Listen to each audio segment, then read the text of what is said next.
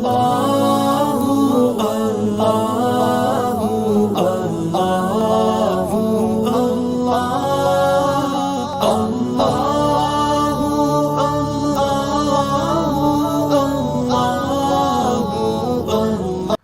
باللہ من الشیطان الرجیم بسم اللہ الرحمن الرحیم۔ ناظرین کرام السلام علیکم ورحمۃ اللہ وبرکاتہ۔ انشاءاللہ تبارک و تعالی آج ہم لوگ پڑھیں گے الترکیب کا سبق نمبر 10 جملہ فعلیہ کے قواعد۔ اب تک جو ہے ہم لوگ اس سلسلے میں تقریباً 35 ویڈیوز بنا چکے ہیں۔ انشاءاللہ تبارک و تعالی یہ ہوگا ہمارا پارٹ نمبر 36، اور اب تک جو ہے ہم جو ہے وہ اس میں تقریباً 7 قواعد پڑھ چکے ہیں، اور 7 قواعد کے تحت جو مشق ہے، مطلب پہلے 4 قواعد کے تحت مشق تھی، اس کا ہم نے اختتام کر دیا تھا۔ اب جو ہے قاعدہ نمبر 5 سے 7 کے تحت جو مشق ہے اس میں ہم لوگ تقریباً جو ہے وہ 14 ترکیبیں کر چکے ہیں۔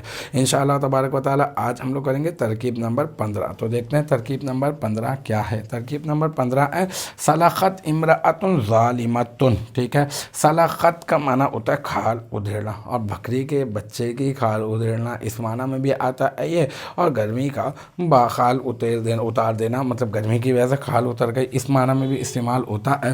اچھا، یہ جو ہے نا یہ دو اس سے آتا ہے، سلخہ یسلخو بھی ہوتا ہے، یعنی فتح یفتحو کے باب سے بھی آتا ہے، اور سلخہ یسلخو بھی ہوتا ہے، یعنی ضربہ یضربو کے باب سے بھی آتا ہے۔ تو اب جو بھی آپ ایک کہہ دیں گے ترکیب کرتے ہوئے چلے گا۔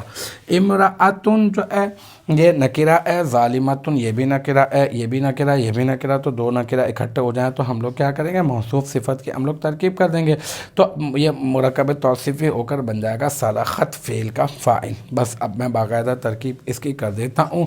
سلخت صیغہ واحد مذکر واحد مؤنث غائب، فعل ماضی مثبت معروف، اور یہ جو ہے یہ ثلاثی مجرد ہے اور صحیح ہے، ٹھیک ہے نا۔ اور اسباب یا تو فتح یفتح یا پھر ضرب یضرب، دونوں میں سے کچھ بھی کر دیں۔